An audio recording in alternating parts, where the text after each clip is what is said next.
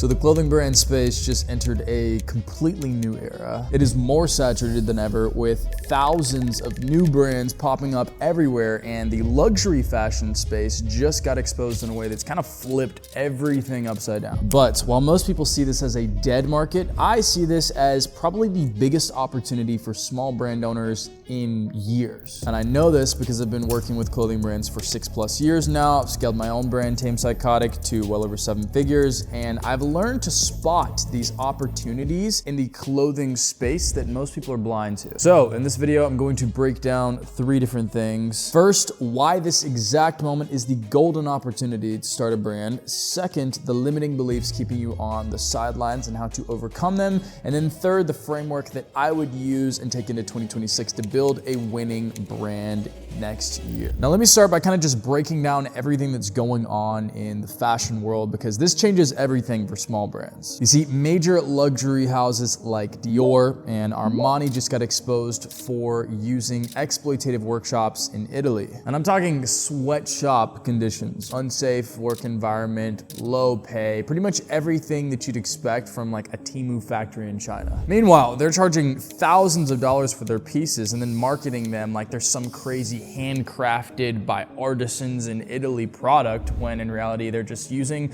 little kids in sweatshops to make them. And if that wasn't bad enough, videos from Chinese factory workers claiming most of these brands make everything in China for pennies on the dollar have started going viral as well. Now, whether those factory videos are actually factual is neither here nor there, right? What matters is the perception that those videos create. And this is not just an isolated incident, right? It's a pattern across the entire luxury industry. But here's what matters for us small clothing brand owners, right? The fact of the matter is everybody is questioning the legitimacy of luxury fashion at this point. They're questioning the authenticity, the honesty, the values, everything about the brand. And this provides a hesitation to buy, which means opportunity for us. Because here's what you need to understand about market opportunity. Market opportunity does not come from an empty market. Market opportunity comes from the market participants losing trust in the current players. And right now, customers, they still want high quality clothing, all right? They still want a brand that they can believe in. They still want a community. They still want authenticity. They still want clothes they're proud of. So the desire for brands that people can stand by has not gone away. And if anything, it's like 10 times stronger than before because it's on everybody's minds now. The legitimacy, the skepticism of authenticity, it's on people's minds, and they're searching for something real. And you know what? If you were to summarize all of these scandals into one problem, the one issue would be a lack of transparency. Lack of transparency around their supply chains, their manufacturing methods, the cost to actually produce the $2,000 bag that they're trying to sell. And that is exactly where founder-led brands have the advantage. And I'm not saying that the entire luxury industry is gonna collapse and all those people are just gonna come flooding into your doors to buy your clothes. But what I am saying is that the demand for such brands is on the rise, with people looking for a brand that they can stand behind, one that they feel represents their personal values, one that they feel that they can trust. Now, I know you're thinking, oh, well, Marshall, yeah, there's a demand for founder-led brands, right? But isn't the market still saturated? Well, you're right. The clothing space is and has always been extremely crowded. But here's what people don't understand about that crowded concept. The market isn't saturated with real competition. It's saturated with poor attempts. It's saturated with people making the same mistakes, keeping them at level 0. I'm not even concerned about the competition because there are so few people operating in a way that will bring them even close to where I'm operating and where I look to try and help other people operate. And when I say they're all making the same mistakes, I'm talking about brand DNA, brand identity, right? Going in saying, oh, I want to sell hoodies, not like, why do I exist, right? What is the reason for my product to exist? What am I here for? What do I stand for? Who am I speaking to, right? Nobody thinks about these things. And you know what? Without an authentic brand identity, DNA that represents who you truly are as a founder, you're just another faceless company, all right? Selling goods for 3 times the price that you bought them for. You gotta understand that the biggest brands in the space, Kith, Bape, Aime Leon Dior, Supreme, Stussy, they're all extensions of their founders' personalities. Represent, you can directly see it in their content. Into New York, you can directly see it in their content. K2 Studios, you can directly see it in their content, their personalities and tastes as as founders and operators are so congruent with the identity and DNA of the brand, all right? How the brand presents itself, how the brand is perceived. It's the same thing, all right? My brand is the same thing. But most brands just decide to copy what they see, all right? Monkey see, monkey do, and that's not authentic because most people are not gonna connect with another spider hoodie. They're gonna connect with communities. They're gonna connect with identity, with meaning, people to stand alongside. That's what gets people actually to care about the brand. And on the contrary, every successful brand has this kind of narrative that people connect with. And I see thousands of brands that literally just post product shots and think that they're gonna blow up. That's just not the reality, all right? It is not physically possible unless you are some crazy fucking Albert Einstein genius person that can come up with this crazy concept. And spoiler alert, it's probably not you, right? It wasn't me, it wasn't all of my friends that have brands, and it's probably not gonna be you either. So you need to think about these things. You need to think about the meaning and the identity and the DNA and what the brand means beyond just the products. And that is your opportunity, right? Because if you actually build a brand with a solid identity, right? A good community, authentic storytelling, and good products, you're not competing with everybody else anymore. You're competing in a very, very small subsection of brands that actually know what they're doing. So if you can understand these elements walking into this, you can get a head start ahead of everybody else. That's the goal, right? At least for me it is. All right, so let's talk about how to do that to make the current market condition work in your favor. There's 4 principles I wanna go over. The first one is going to be radical transparency. Those luxury brands that got exposed, they got exposed for hiding shit and lying. And generic brands don't share anything because they don't feel like they have anything interesting and worth sharing, which is why you need to document everything, even the shit that you don't feel like you need to document, the stuff that you don't think is interesting. Show your manufacturing process, your design process, where your stuff is made, how it's made, all right? Every step of the way, how it's shot, how it's posted, how it's put on the website. Show literally everything. Because for example, whenever I show the entire process of making the V3 Maverick denim, right? The wash process, the fit refinements, the pattern adjustments, the detail adjustments, the distressing kind of evolution that we created, the coffee stained thread, the hardware, the fireman's clasp, the tags, the leather tag updates as we go through time and mature the brand, right? All of that stuff creates this transparency, which gives people this trust in the product because they know that a lot of effort went into it. They know the story behind it, right? They know why these changes took place. They know where the garment started and how it's evolved over time. And that story attributes value, perceived value to the product, which justifies higher price points. It justifies more trust in the brand whenever people go to spend money, so they are willing to spend more money. And you know what? When you're transparent about your manufacturers, your suppliers, you're doing something that 99% of brands are not willing to do, which is why for me, I have a trip to China planned where I intend on documenting going and seeing my factory, talking and meeting with my manufacturing partners in Dongguan and Guangzhou, and I'm going to show the entire process. And the brands who have done that are the brands who are at the very, very top. So if you can do that, even virtually, getting videos from your manufacturer, talking about the process. You don't even have to go and show the actual manufacturer and make it all cinematic and stuff like the bigger brands do, but even just talking about it. Now, one of the reasons this works is because you're treating your customers like intelligent people. People like being spoken to like they're people, like they're smart people, like they're capable people. And the direct benefit of this method is not just the transparency and the trust that you gain, but also the content that you can post. Everybody's always asking me, oh, well, Marshall, what content do I post to sell my clothes? Post that shit. Every sample that didn't work, every manufacturer conversation, every design iteration becomes a piece of content that you can share and a part of the conversation between you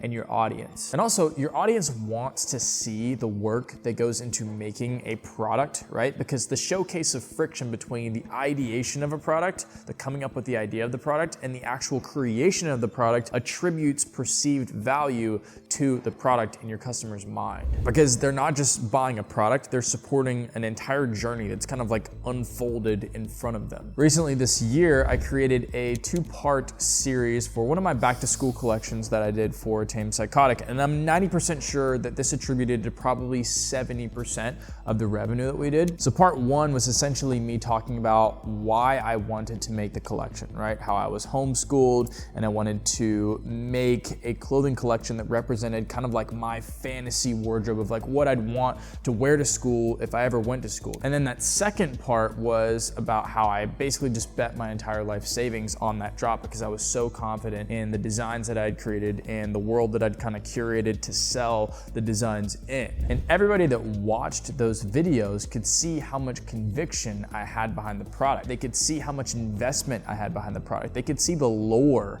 behind the products through me and my story, which made them all the more convinced to actually buy the product. So here's what I want you to do. I want you to take your phone and I want you to set it up. And I want you to record a 60-second video of you explaining the reasoning behind making one of your products. You're not gonna like it in the beginning. It's gonna be a little uncomfortable. It's not gonna make sense. You're not gonna know what to say. But if you can commit to doing this once, twice, 3 times a week, you're gonna get better and better and better at it. And you're gonna soon be able to provide so much lore and meaningful information about your product to the product that once your audience sees that, right? And once you get good at making products and can make something that will be wearable to an audience that doesn't just care about the story, but also about the product itself, enough to buy it, you are going to be really, really good at this shit. I've gotten really good at it. And the way I got good at it was by setting my phone up for 60 seconds and talking about why I made the product, right? Why I created the product. And then coming up with creative visual ways to aid the storytelling, stuff to throw in there to kind of get people's attention, to kind of keep people visually stimulated, tell it in a storytelling format, things like that, right? But you have to start somewhere, and it starts with setting your phone up for 60 seconds once a week and yap it. All right, foundation number 2 is really where most brands completely fuck it up and they jump straight into making products, right? So foundation 2 is not to be skipped. So before you design anything, before you start reaching out to manufacturers, before you start making your tech packs, you need to understand, like, what am I actually making here, right? What are we making? Why are we making? And I'm not talking about a clothing brand. I'm talking about like what you're building on a deeper level. What's the culture? What's the energy? What's the vibe that runs through everything that you're going to make? The clothing, the content, the stories, the Instagram posts, the reels, the TikToks, the YouTube videos, the ads. What is that feeling that's gonna run through the veins of every piece of content? So for me, with Tame Psychotic, right? I didn't sit down and think, oh, I'm gonna sell a hat, and then I'm gonna sell some jeans, then I'm gonna sell, a shirt. I thought back to like, okay, why do I care about this? What do I wanna create? I wanted to create something that would be kind of like inspiring and supportive to my younger self, right? To my current self. Because my mom, she passed when I was 17, but before she passed, she had a nonprofit, right? Supporting chemotherapy patients because she was a previous chemotherapy patient. She was a cancer survivor and she created a book and a nonprofit to support them. And for me, I was like, okay, I know what creative things and what things that I've made that have supported myself in that state, and I want to make that for other people. So the brand is built on this idea that growth does not look perfect. It doesn't look polished. It doesn't look posh. It looks a little gritty. It looks a little ugly sometimes. It looks a little chaotic. It looks a little punk. You know what I'm saying? So for me, that's kind of like where my identity for my brand is rooted. Now, that brand identity, right, that idea of like why you're creating is going to essentially be the rule book, the blueprint for every single decision that you will make for your brand in the future. Every single product that you make, every single post that you make on your Instagram story, your Instagram feed, your TikTok, the way that you speak, the way that you reference graphics, the way that you present your products, the way that you speak to your customers, the way that you package your products, every single decision will reference this blueprint that is your brand identity. So how do you know if you've done it right? The way that you can know that you've done it right, the foolproof way, is to look at it and ask yourself, is this so unapologetically me that 90% of people would look at it and say, yeah, that's not for me, and turn around and walk away? If the answer is yes, then you have something good, right? But if the answer is, I guess everybody could like it, or I guess like most people could like it, then you're probably not there, right? Because it's not specific, it's not distinct. What makes a movie character special? It's not a character that everybody likes, otherwise every character in a movie would be the hero. What makes a movie character special, an antagonist, a protagonist, is that some people will not relate with them. Some people won't like them because they are so distinct that they will really, really relate and really, really resonate with certain people. And you want something similar, right? That's going to resonate with certain people and not with others. And that's what happens when your core identity is real, right? When it comes from your true values, your true interests, your true references, your true life, not what's trending on TikTok. So here's my actionable advice for you, all right? I want you to pick up a pen, a notepad, and I want you to answer these questions for me. Number one, what were you obsessed with before you knew anything about fashion or clothing? All right, very important question. Number two, what was the culture that you grew up in? What were your influences? What were the distinct differences between your culture and, say, the culture from somebody who lived in another state or another big city or another country? What were the non-negotiable values that you lived by? Your stances, your core values, like I have to do this, I have to live this way. There is no other way to live. And the last question I'd like to encourage you to ask yourself is, what's your life philosophy on navigating the world, on navigating the human experience, right? That you would like to share maybe with other people. I want you to write all those questions down, all right? Don't write the answers yet. Wait till the end of this video. Then sit down for 2 or 3 hours and really answer them as deeply as you possibly can. Figure all that out first, right? And then we'll build everything else around those answers. Now, something that most brand owners are really, really afraid to do is putting themselves front and center. They hide behind their brand name. They try to position themselves as this like anonymous corporate identity, and they just kind of hope that the brand will kind of speak for itself. And that is dead wrong. This is 2025, 2026. People are not buying from faceless, anonymous entities, right? They're buying from human beings. They're buying from owners. They're buying from founders who speak to the camera. They're buying from teams that speak to the camera. When people buy something from Tame Psychotic, they're not buying from this just unknown entity, right? They're buying from me, they're buying from Caleb, they're buying from Connor, they're buying from Phil, they're buying from Jonathan, they're buying from Nick, they're buying from the whole team, right? They're buying from people. They're supporting me, my vision, my team's vision, and the whole journey of making something from nothing. And that creates a completely different type of story, right? Because I can go on Instagram right now and find like 5 or 6 brands that are copying what we're doing, copying our washes, copying our distressing patterns, copying graphics, copying the fit of our shirts, stealing our size charts, right? But what they can't steal is our story. What they can't steal is our lore. What they can't steal is our representation, right? What they can't steal is the passion and the story that we have put behind the products. Nobody can copy your personality, your perspective, and the way you see the world. That is completely yours. You have a copyrighted patent to that. And especially right now, after all these big luxury houses are getting exposed for, these false narratives, these corporate narratives, people want more than ever. They want a face to thank, right? For the good products. They want a face to blame whenever the products are late or the products are bad. But this is also the part where a lot of people fucked up, right? They try to put on this professional business, I've been doing business for 10 years, even though you just started the brand, right? You try to put on this face of I'm a founder, right? Instead of just acting like, the kid who wanted to start a clothing brand and had $500 to his name and started in his garage. That, in my opinion, is a way cooler story. So be authentic with it. Don't try and play some character. Don't try and be somebody you're not. I'm here in my fucking boots, drinking my energy drink. This is just me, right? I'm not playing a character.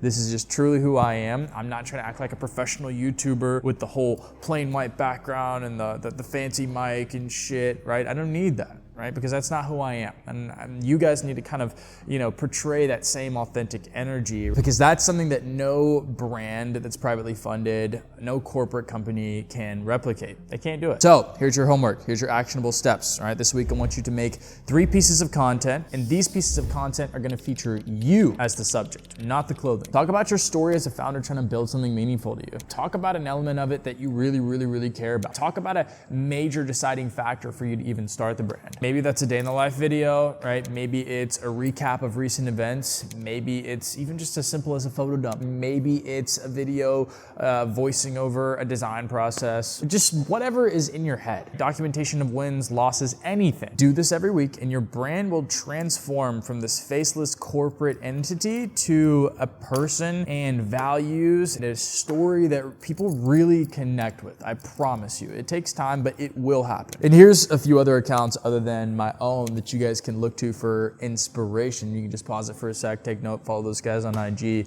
consume their content and kind of get a feel for what that stuff kind of looks like. Now, foundation concept number 4, and this is gonna sound a little bit ridiculous, all right? But I would rather have 10,000 people who are diehard fans for my brand than have 1 million people that are engaged on a surface level. See, real community is not built through like one viral video. It's built through consistency. I would much rather gain 10,000 followers over the course of a year from consistent output than gain 10,000 followers in a day from one viral video, because those 10,000 followers are not created equal. One of them is invested, has seen 1,000 pieces of content from you, has supported you again and again and again, and then the other has seen you one time, do something cool one time, and has followed you. They're still baby supporters, right? Whereas the ones earned from consistent output, those guys, they're veterans, right? They've been supporting you for a minute, right? They're ride or dies. They are much more likely to purchase from you than the guys who just followed from one viral video, which is why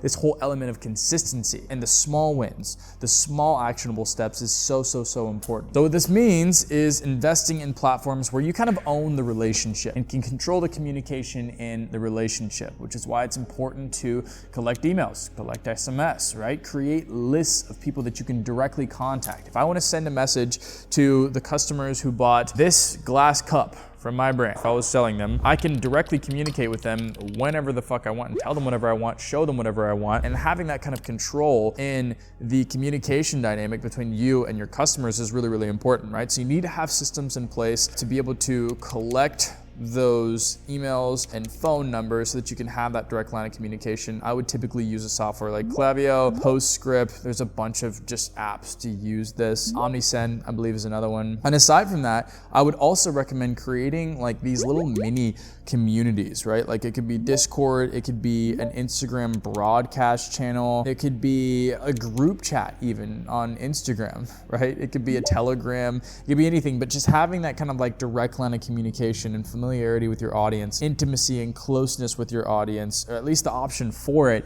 is really big. You need to understand that in order to earn that, you need to make content that really resonates with the relationship side of people. And I also cannot stress enough how important it is to make content that resonates specifically with your target audience before you try and sell anything, before you try and make products, because if you're not speaking to your target audience, you're not gonna make any fucking sales. If you're trying to sell pink hoodies, but you're talking to an audience that likes brown pants, you're not gonna sell any pink hoodies. So in simpler terms, build the community first and then everything else follows. Because here's what happens when you do this right. Your community will become your marketing team, because your community, the people who are buying your clothing, care so much about the clothes that they're gonna go and tell their friends about it. They're gonna wear it. They're gonna post it on their Instagram. They're gonna tag the brand. They're gonna mention you in their story whenever they wear it, and they're gonna want everybody to know, hey, this is my brand, right? This is so-and-so brand. For me, people want to know it's Tame Psychotic. And that is the best form of traffic. That is the best way to acquire a new customer, because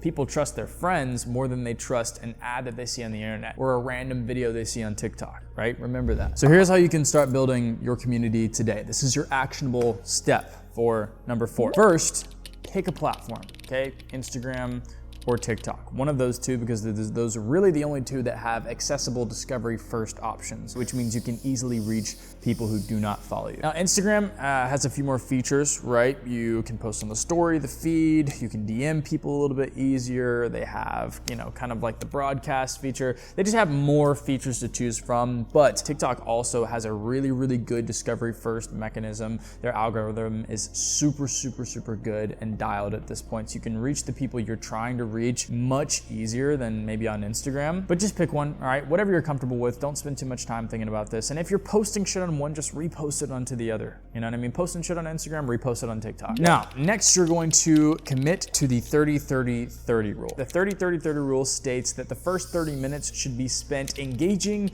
in content that is very similar to what you would like to create. So if it's clothing brand content that you want to make, consume clothing brand content. Engage with it, like it, comment on shit. right? So that you can get more of it fed to you. You can get inspiration. The next 30 minutes is going to be spent actually making the video. And then the last 30 minutes is going to be spent engaging with the people who engage with your video, right? Responding to comments, responding to DMs, going and engaging with more content so that you can be fed more ideas, and maybe people will see your comments and then go and look at your page next. And that is your method, an hour and a half a day. Commit to it, please. Your screen time is probably already like 4 or 5 hours a day anyways, right? Why not use an hour and a half of it to actually do something productive for your future, right? Next, you're gonna set up an email list with Collabio or ConvertKit, and you're just going to say, hey. And then once you have that ConvertKit or the Klaviyo or the email list set up, you are going to basically just send weekly updates, right? Just talking about what's going on, maybe showing some products, showing some teasers, right? Just communicating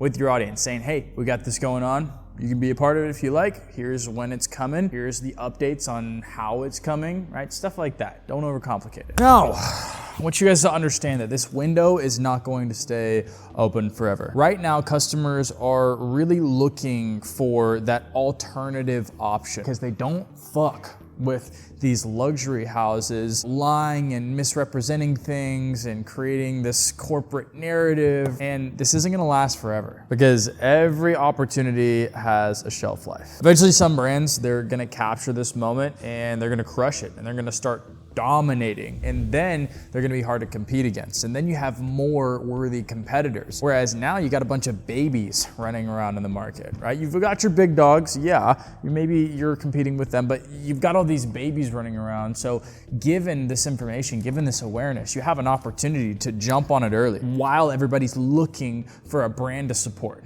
you know? Because, I mean, think about what Supreme did in the 90s, right? They positioned themselves as like that low-key, authentic, like brand for skaters, right? That kind of competed and went against the grain of like the big fashion houses and stuff, the big designer houses, you know what I mean? And now they're a billion-dollar brand. And you know what? That same opportunity exists now, right? Not for streetwear, but for authentic transparency from founder-led brands. So if you start now, you are entering at the perfect time. Better than probably any time we've had in the last 5 years. All right, I know I broke down a lot in this video, but something I want you to understand is that watching this video and actually working and building your brand is two separate things. So if you are serious about this opportunity, if you are serious about capitalizing on this moment, I built a free masterclass. It's a 42-minute free course on YouTube that you can go and watch and learn how to do all the nitty-gritty setup stuff with. It's the exact same system and framework that I use to scale my brand, Tame Psychotic. Everything that I've used to make clothing,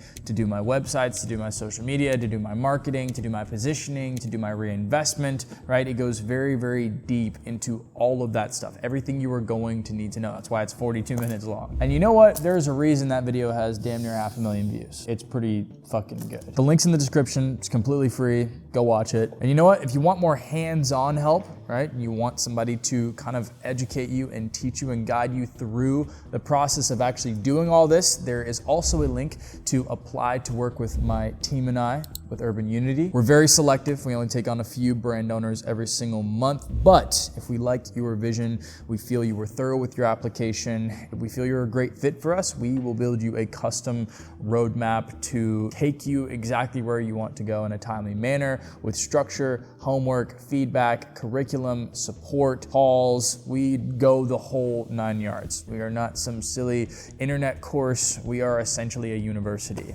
That is what Urban Unity is. And this is the exact support that I wished I had whenever I started, right? I was a trailblazer of sorts, right? Just kind of figuring shit out with no means of education, just making mistakes, learning from those mistakes, trying again, fucking up, trying again, and just kind of like beating myself against a wall until I figured it out. And I don't want the same for you guys because I lost a lot of time, money, and energy in the process of doing that, which is why Urban Unity exists. So if that is something you'd be interested in, the link will be in the description below. And if you want, the free alternative, then just go watch the masterclass video, which will also be linked in the description. Thank you guys so much for watching this video. I will be getting back to posting more routine videos now that Black Friday is kind of over. And if you guys have any disagreements, any thoughts, any questions, any concerns, please put them in the comments. I'd love to chat with some of you guys, as well as just get some insight on what you guys would like me to make videos on in the future.